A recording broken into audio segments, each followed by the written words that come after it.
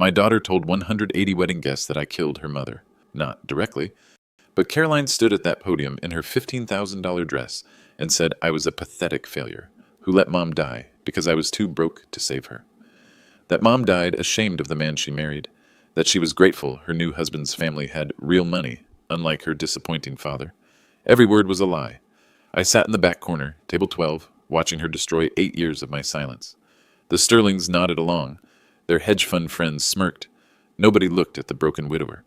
I took a slow sip of my water, set the glass down carefully, because Caroline had no idea I had $33 million in my Chase account. She was about to find out why you never humiliate the quiet guy in the corner. Trust me, you want to see what happens next. Let me tell you how we got here, how my own daughter became someone who could weaponize her mother's death for social points. My name is Matt Thompson. I'm 62 years old. For 30 years, I was a military contractor, specializing in classified defense systems, the kind of work that paid extremely well, but required top-secret clearance and complete discretion about your wealth. My wife Margaret and I raised Caroline in a modest three-bedroom house in Stamford, Connecticut. We drove used cars, shopped at Target, took vacations to the Jersey Shore instead of Europe, not because we couldn't afford better, but because Margaret believed in teaching our daughter the value of money. Don't spoil Caroline with wealth, she'd always say. Let her build character first. Margaret was a kindergarten teacher, 28 years at the same elementary school, making $45,000 a year. She could have quit any time after my defense contracts started bringing in serious money, but she loved those kids, said teaching kept her grounded. Caroline never knew we had money. To her, Dad was just some guy who worked on computer stuff for the government. Mom was a teacher. We were middle class, maybe lower middle class when times got tight. Then in 2014, everything changed. Margaret felt a lump in her breast during a routine self-exam. Stage 2 invasive ductal carcinoma. The oncologist said we had maybe 18 months, if we stuck with standard treatment. But I wasn't accepting maybe. I liquidated everything, sold my shares in 3 defense startups I'd helped build, cashed out my Pentagon consulting retainer worth $2.3 million annually, burned through every contact I had in military medicine. We tried experimental immunotherapy at Johns Hopkins, $180,000 per treatment cycle, proton beam radiation at Mass General, $95,000 per session, clinical trials in Switzerland that cost $40,000 just for the consultation. Caroline watched me write check after check, saw our savings account statements showing massive withdrawals. Watched me sell the house we'd lived in for 15 years to pay for treatments that weren't covered by insurance. Dad's spending everything trying to save Mom, she told her friends. She wasn't wrong. The medical bills totaled $2.1 million over 24 months. Every penny came out of our accounts. But here's what Caroline didn't see: the money flowing back in. 3 months after Margaret's diagnosis, the Pentagon awarded me the largest single contractor cyber defense project in military history. $47.5 million over 5 years, completely classified. Even my family couldn't know the details. 6 months later, one of my defense startups went public. My original stake, which I'd supposedly sold, was actually converted to shares that I couldn't touch until after the IPO lockup period. When the stock hit the market, those shares were worth $31.2 million. A year after that, Northrop Grumman bought out another company I'd helped design security protocols for. My consulting agreement included back-end royalties that triggered when they reached certain revenue milestones. That check was $18.7 million. By the time Margaret entered hospice care in late 2015, I had more money than we'd ever dreamed of. But I couldn't tell her. Couldn't tell Caroline. The Pentagon contracts required complete financial discretion until the projects concluded in 2019. Margaret died on January 15th, 2016. Caroline was 25 years old.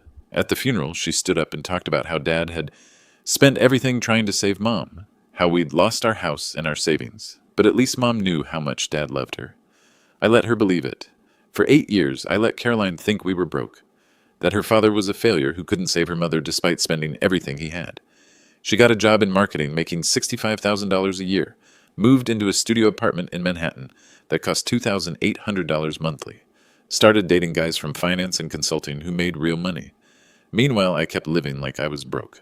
Bought a small condo in Stamford for $180,000 cash, but told Caroline I was renting. Drove a 2012 Honda Civic that I'd owned for years. Shopped at the same Target, ate at the same diners. But every month, Caroline's student loans mysteriously got smaller. Her credit card payments somehow cleared themselves. When she needed a security deposit for a better apartment, an anonymous cashier's check would appear in her mailbox. She never questioned the coincidences.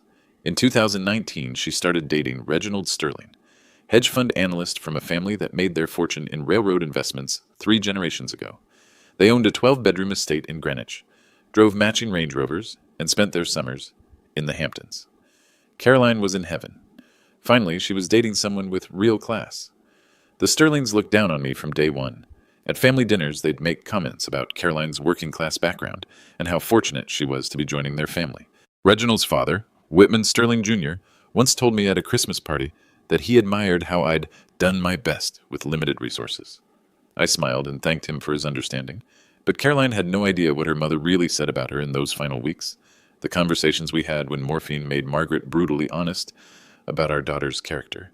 She was about to find out why you should never assume the quiet person in the corner doesn't have the nuclear option. The wedding was everything Caroline had dreamed of. The Ashworth Estate Country Club in Greenwich, a venue that cost $85,000 just to book for the day. 180 guests, all dressed in designer everything, sipping $200 a bottle champagne. I wore my best suit, a $200 navy blue from Men's Warehouse that I'd owned for 6 years. Caroline had specifically asked me not to embarrass her by trying to rent something expensive. The ceremony was beautiful. Caroline looked radiant in that $15,000 Vera Wang dress. Reginald looked like he'd stepped out of a Ralph Lauren catalog in his custom $4,000 tuxedo. I walked her down the aisle, gave her away to the man she loved, smiled when the photographer asked me to look proud of your daughter. I was proud, right up until dinner started.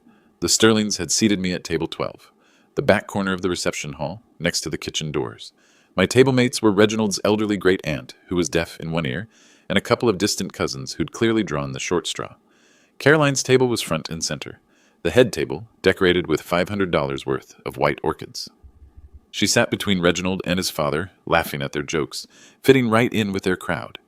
During cocktail hour, I'd overheard conversations. Reginald's Princeton buddies talking about their summer houses in Martha's Vineyard, hedge fund managers comparing their Ferrari collections, investment bankers complaining about their kids' $60,000 a year private school tuitions. One of Reginald's groomsmen asked Caroline how she'd escaped her circumstances.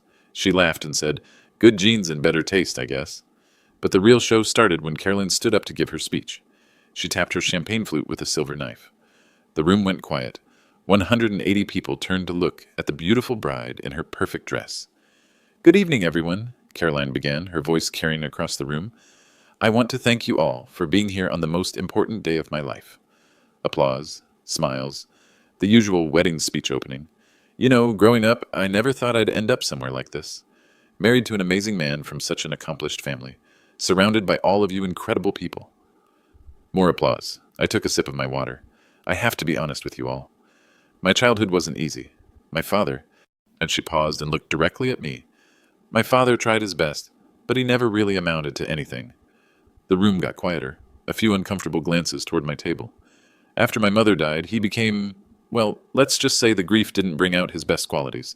He kind of gave up on life, on success, on trying to provide for his family.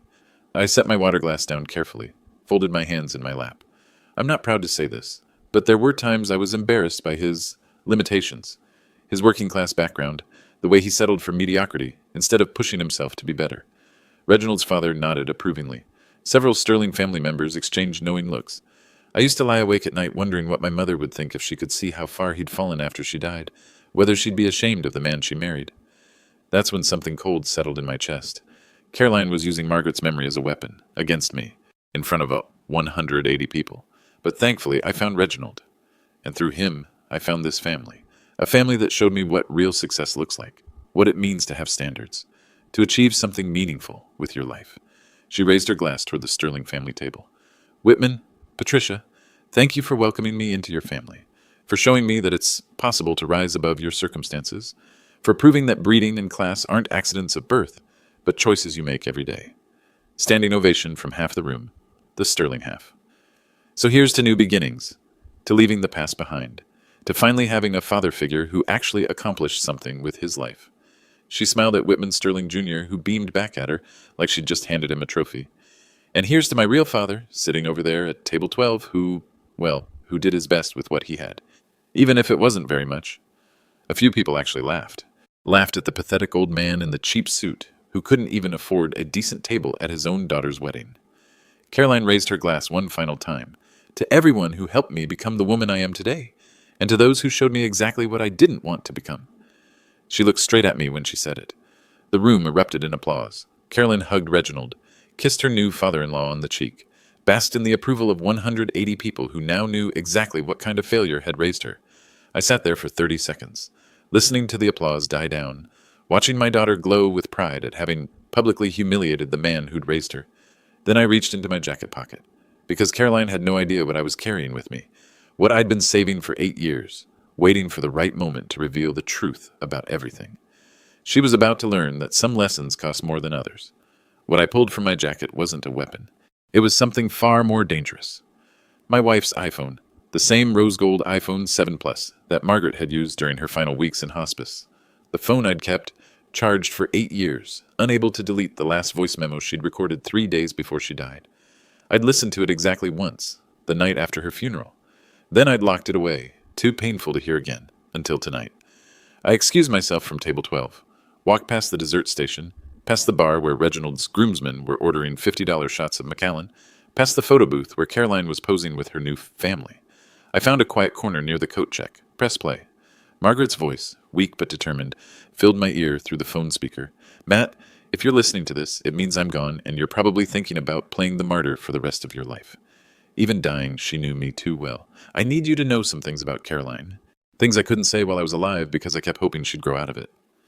I closed my eyes, listening to my dead wife's confession. She's become cruel, Matt. Not just selfish. Cruel.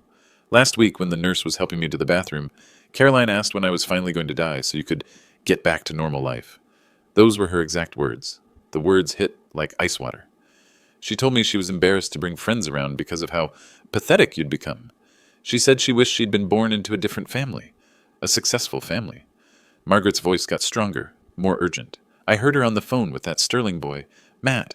She was laughing about how her working-class father would never fit into their world. She said she was grateful she'd inherited her intelligence from my side of the family, because your genes were clearly limited. I had to pause the recording. My hands were shaking.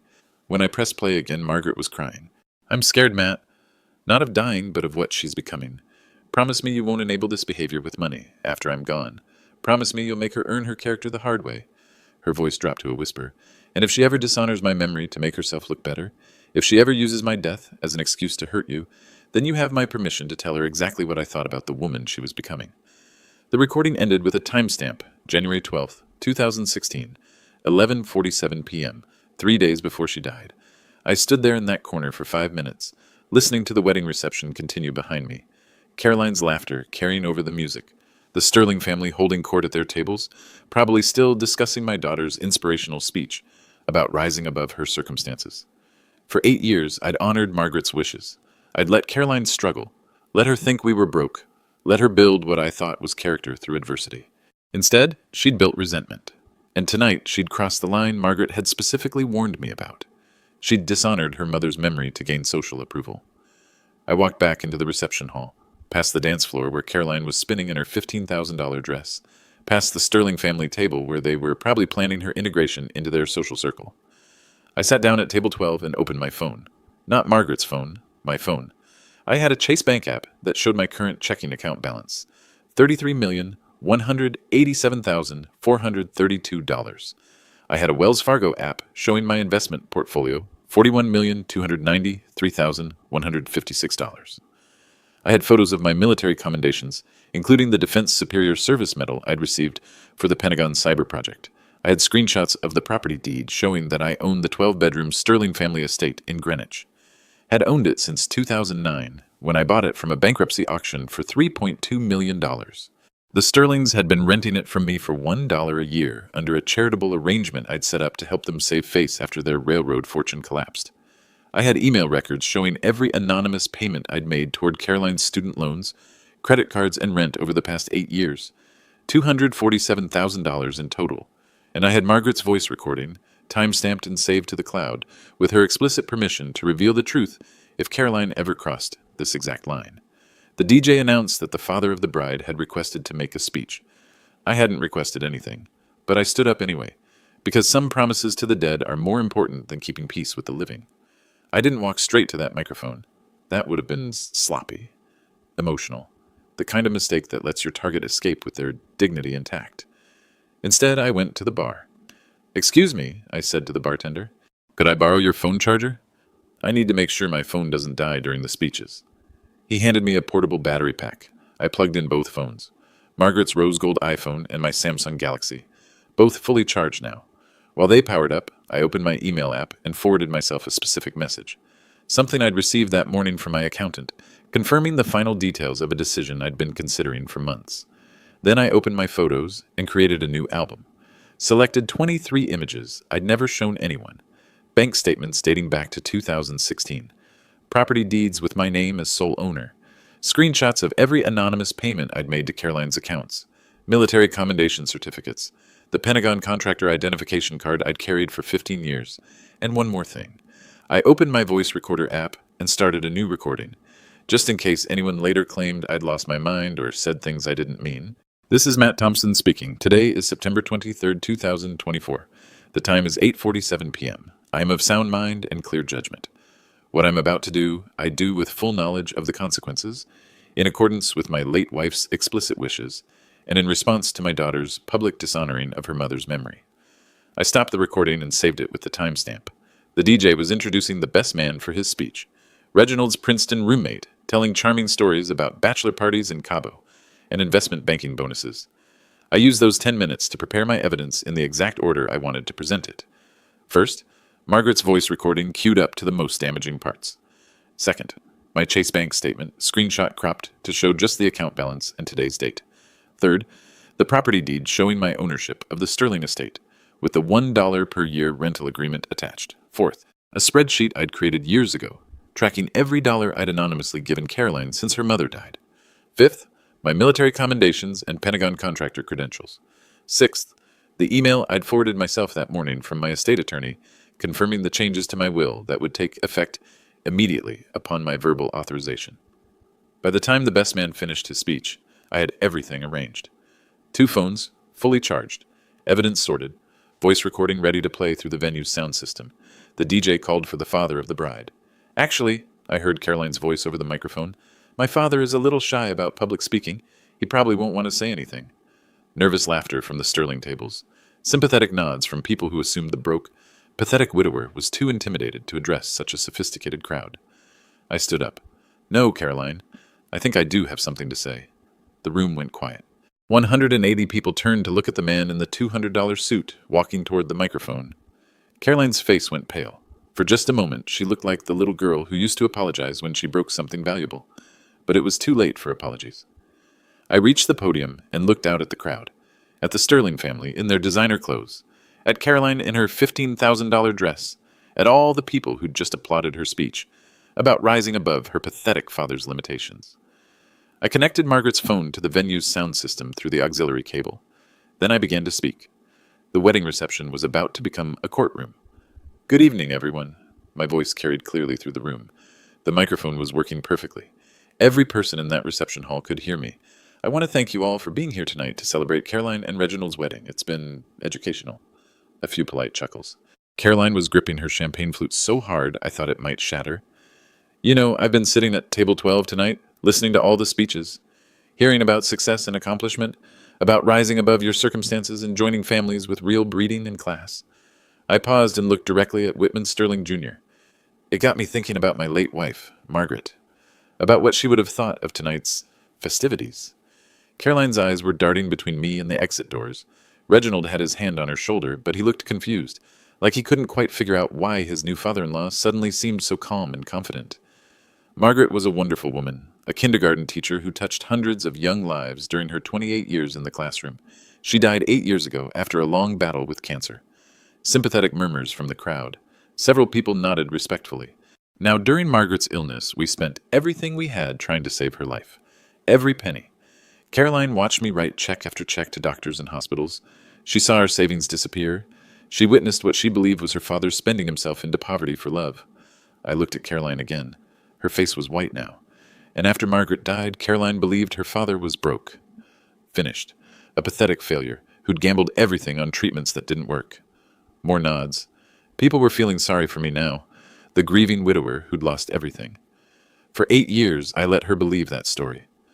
I let her think I was struggling financially, that I was living in a small apartment, driving an old car, shopping at discount stores because I had no choice. Whitman Sterling Jr. was listening intently now. This wasn't going where he'd expected. I let Caroline believe she was dating above her station when she met Reginald, that she was lucky to be accepted into a family with real money and real class. I reached into my jacket pocket and pulled out both phones. But before I continue, I think you should all hear something. A voice recording that Margaret made 3 days before she died. Something she asked me to share if certain circumstances ever arose. Caroline stood up abruptly. Dad, maybe we should... Sit down, Caroline. My voice had changed. Still calm, but with an edge that made her freeze. You just gave a beautiful speech about your mother dying ashamed of the man she married. About how grateful you are to have found a real father figure in Whitman. About leaving the past behind. I held up Margaret's phone. I think it's only fair that everyone hears what your mother actually said about you in her final days. The room was dead silent now. You could have heard a pin drop. This recording is time-stamped January 12th, 2016, 3 days before Margaret Thompson died. She made it specifically for this moment. Caroline's mouth was moving, but no sound was coming out. After you hear your mother's actual words about the daughter she was leaving behind, I have a few other things to share with you all. Things about success and accomplishment, about class and breeding, about exactly who has been rising above their circumstances. I press play on the recording. Margaret's weak but determined voice filled the reception hall through the sound system. Matt, if you're listening to this, it means I'm gone, and Caroline has probably crossed the line I warned you about. 180 people went completely silent. The nuclear option had just gone live. Margaret's voice continued through the speakers, clear and unmistakable.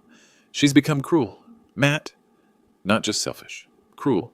Last week, when the nurse was helping me to the bathroom, Caroline asked when I was finally going to die so you could get back to normal life. Those were her exact words. Gasps from around the room. Caroline's face went from white to green. She told me she was embarrassed to bring friends around because of how pathetic you'd become. She said she wished she'd been born into a different family, a successful family. Several wedding guests turned to stare at Caroline. Reginald's grip on her shoulder tightened. Margaret's voice grew stronger on the recording. I heard her on the phone with that Sterling boy, Matt. She was laughing about how her working-class father would never fit into their world. She said she was grateful she'd inherited her intelligence from my side of the family because your genes were clearly limited. Whitman Sterling Jr.'s face darkened. He was staring at Caroline now, not me. I'm scared, Matt. Not of dying, but of what she's becoming. Promise me you won't enable this behavior with money after I'm gone. Promise me you'll make her earn her character the hard way. The recording paused. I looked out at 180 silent faces. That was your mother's dying wish, Caroline. That I not spoil you with money. That I let you build character through struggle. I held up my phone now, showing the screen to the room. For 8 years, I honored that wish. I let you believe we were broke. I watched you work for everything. I hoped you'd develop empathy, humility, the qualities your mother valued. Caroline tried to speak. Dad, I'm not finished. My voice cut through her attempt, like a blade. Instead, you became exactly what your mother feared.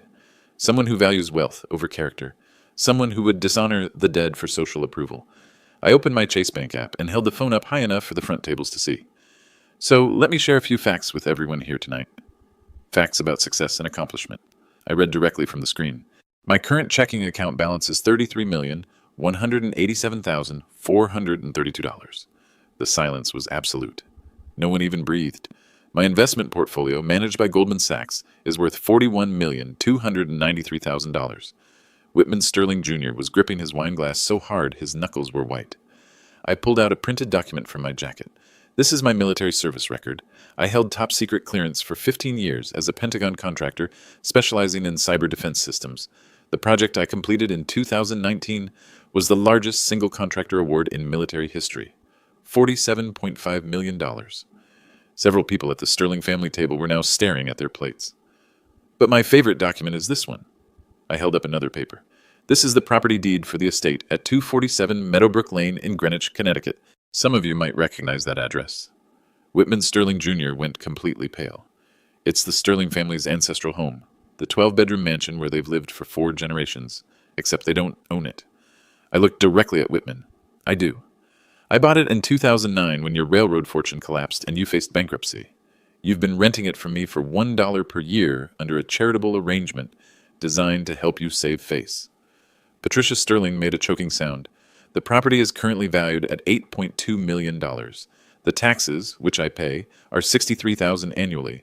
The maintenance, which I cover, Runs about 40,000 per year. I turned back to Caroline. Would you like to know what else I've been paying for? She was crying now, mascara running down her cheeks. I pulled out my phone again and opened a spreadsheet. Your student loan payments. Anonymous cashier's checks totaling $87,000 over 6 years. Your credit card payments when you max them out. $43,000. Your apartment security deposits and rent assistance. $91,000. Your car payments, insurance, and maintenance for that BMW X5 you drive.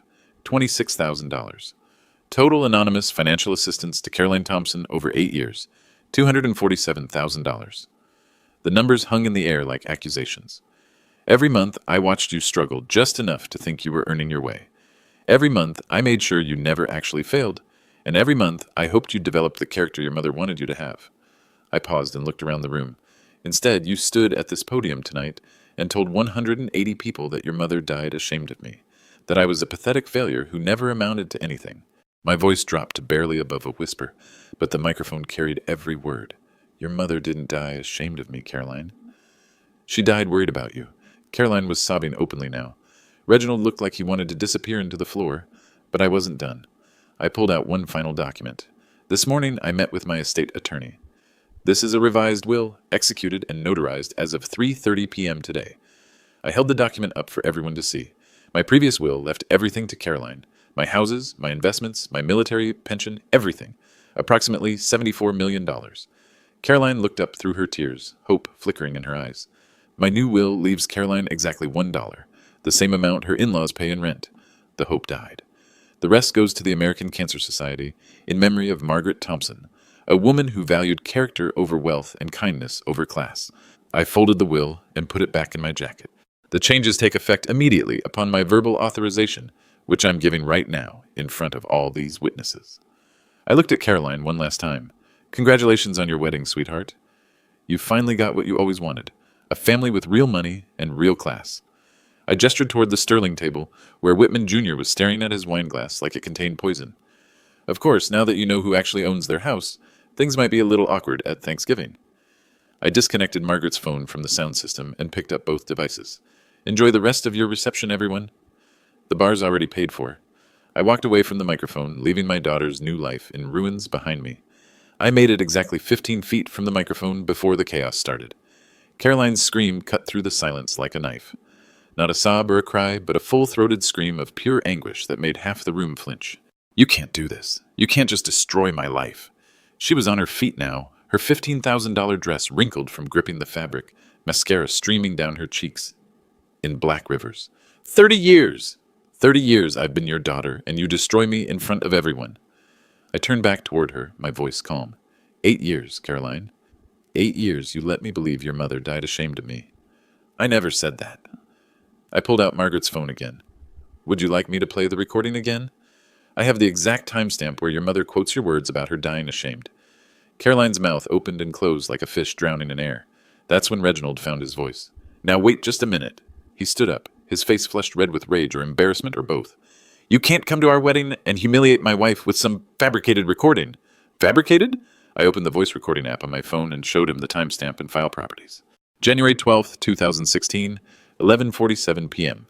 Original iPhone audio file, never edited. I can provide the digital signature and metadata to any forensics expert you'd like to hire. Reginald's father, Whitman Sterling Jr., finally stood up. His hands were shaking. The property deed. That has to be forged. Our family has owned that estate since 1924. I pulled out my phone and opened the Connecticut Property Records app. Would you like me to show everyone the public records? Property transfers are public information, Whitman. Your bankruptcy filing in 2009 is also public record. Should I pull that up too? His face went from red to gray in seconds. You son of a bitch, he whispered. Actually, my mother was a saint. Unlike some people in this room, that's when Patricia Sterling, Whitman's wife, started crying. Not quiet tears, but body-shaking sobs that drew every eye in the room.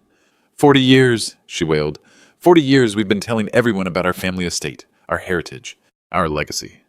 She looked around at the other society families, most of whom were now staring at their phones, probably Googling the property records to verify my claims. We're ruined. Completely ruined. Meanwhile, Caroline had found her second wind. All those anonymous payments. You were spying on me, stalking my finances. I was helping you, Caroline, every month for 8 years. I didn't ask for your help. No, you just cashed the checks.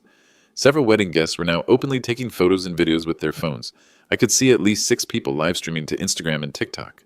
One of Reginald's groomsmen, a hedge fund analyst named Brandon, was the first to break ranks. Dude, your father-in-law owns your house? That's actually hilarious. Shut up, Brandon, Reginald snarled. No, seriously, this is like a Netflix documentary in real time. The broke dad who's secretly richer than all of us combined. Brandon held up his phone, filming everything. This is going to be everywhere by midnight. That's when I noticed something interesting happening at the other tables. The non-sterling guests, the people who weren't part of the old money crowd, were starting to smile. A woman at table 6 stood up and started clapping. Then table 3 joined in. Within 30 seconds, about half the reception hall was applauding.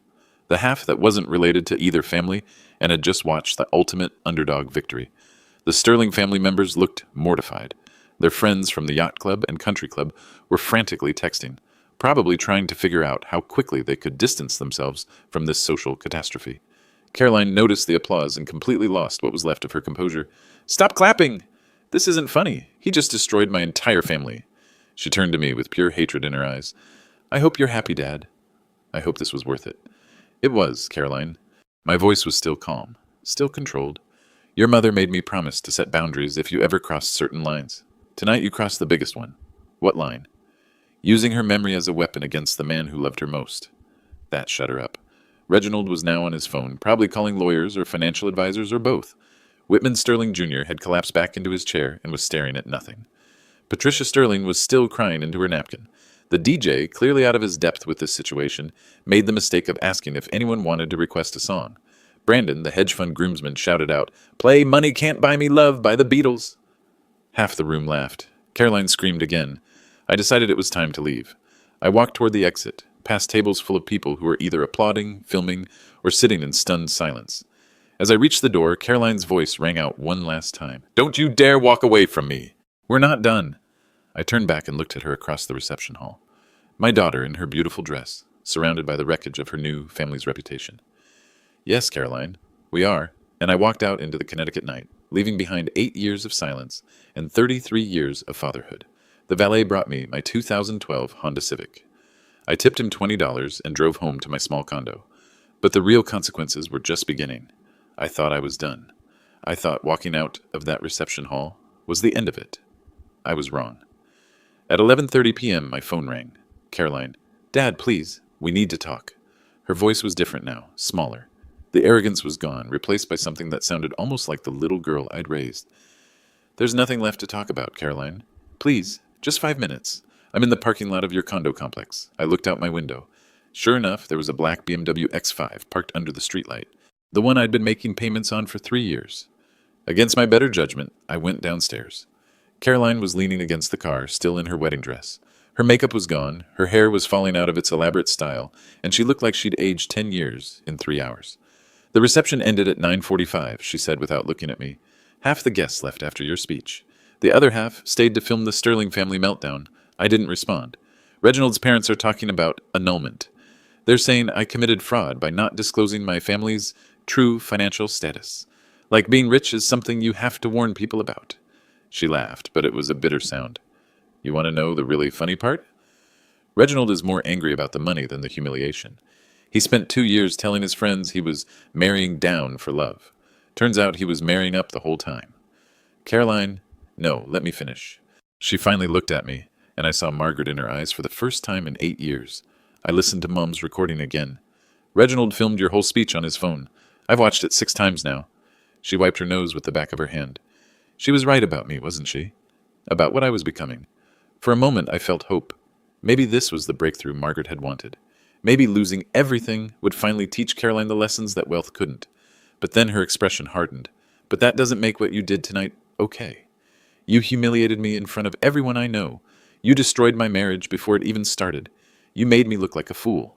"You made yourself look like a fool, Caroline. I just provided the evidence." "Evidence you gathered by lying to me for 8 years. Her voice was rising again. "Do you have any idea what this is going to do to my career? To my social life? By tomorrow morning, everyone in Greenwich is going to know that Caroline Thompson's father owns the Sterling estate, that everything I've built for myself was funded by anonymous daddy money. Maybe that's something you should have considered before you gave that speech." I was trying to fit in. I was trying to show them I belonged. By throwing your mother's memory under the bus? That stopped her cold. We stood there in silence for 30 seconds. The only sound was a distant police siren somewhere in Stamford. Finally, Caroline spoke again, and her voice was ice cold. I want you to know that I will never forgive you for this. Never. I understand. I'm going to contest the will. I'm going to hire the best lawyers in Connecticut and prove you were mentally incompetent when you changed it. The will was reviewed by 3 different attorneys and a psychiatrist, Caroline, all of whom will testify that I was completely rational and acting on specific triggering events that were predetermined years ago. Her face fell as she realized I'd planned for that contingency too. You really thought of everything, didn't you? Your mother and I discussed this scenario extensively before she died. We both hoped it would never happen. Caroline stared at me for a long moment. Then she got back in her BMW. But before she drove away, she rolled down the window. You know what the worst part is, Dad? I actually loved you. Despite everything, despite being embarrassed by you, despite thinking you were a failure, I still loved you. She put the car in drive. But after tonight, you're dead to me, just like Mom. The BMW disappeared into the night, leaving me standing alone under a streetlight in a nearly empty parking lot. I went back upstairs to my small condo, made myself a cup of coffee, sat in my recliner and thought about Margaret, about the promise I'd made to her 8 years ago, about the choice between enabling Caroline's cruelty and honoring a dead woman's final wishes. At 12:47 a.m., my phone buzzed with a news alert. Wedding reception revenge goes viral. Daughter humiliates broke father. Discovers he's millionaire who owns her in-laws' estate. The story had already been picked up by 3 Connecticut news stations and was trending on Twitter under #WeddingRevenge. I turned off my phone and went to bed. Some lessons are worth $74 million. 6 months later, I'm sitting in my financial advisor's office, signing the final paperwork for the largest charitable donation in Connecticut cancer research history. $73.9 million to the American Cancer Society in memory of Margaret Thompson. The remaining $100,000 goes to me, enough to live comfortably in my small condo for the rest of my life. Are you absolutely certain about this, Matt? My advisor asks. This is irreversible. I've never been more certain of anything. The news coverage died down after about 2 weeks, but the social consequences for the Sterling family lasted much longer. Whitman Sterling Jr. lost his membership at 3 different country clubs. Patricia Sterling's bridge club quietly asked her to step down from the charity board she'd chaired for 12 years. Reginald filed for annulment exactly 37 days after the wedding, citing fraudulent misrepresentation of family financial status. Caroline didn't contest it. Hard to argue fraud when the entire confrontation was recorded and posted on YouTube. The video now has 2.3 million views. Caroline moved to Portland, Oregon, got a job with a small marketing firm that probably didn't Google her name before hiring her. She changed her social media accounts to private and deleted most of her photos from the wedding. She's never contacted me again. The Sterling family still lives in my house. I haven't raised their rent from $1 per year. Patricia Sterling sent me a handwritten note 3 months ago, apologizing for their treatment of me and asking if we could find a way forward. I haven't responded. Some people say I went too far. That public humiliation was cruel, no matter what Caroline had done. That destroying a family over one night of poor judgment was an overreaction. Those people never heard Margaret's voice recording. They never watched their child use their spouse's death as a social climbing tool. They never spent 8 years honoring a dying woman's wishes, only to have those wishes spat on for the entertainment of 180 strangers. I sleep well at night. The Cancer Research Foundation sends me quarterly reports on how the money is being used. Clinical trials for new treatments, support programs for families like mine who watch someone they love fight an unwinnable war. Last month, they sent me a photo from their latest fundraising gala. The banner read, "The Margaret Thompson Memorial Research Wing." Margaret would have loved that. She always said the best revenge against death was helping others live. I keep her rose gold iPhone charged on my nightstand. Sometimes, late at night, I play her voice memos. Not the one from her final weeks, but the happy ones. The ones where she's laughing with Caroline after school. The ones where she's planning Caroline's future. She never got to see how that future turned out. Maybe that's for the best. If you enjoyed this story, there are more like it in my playlist. Sometimes the quiet person in the corner has more power than anyone realizes. And sometimes the most expensive lessons are the ones worth learning.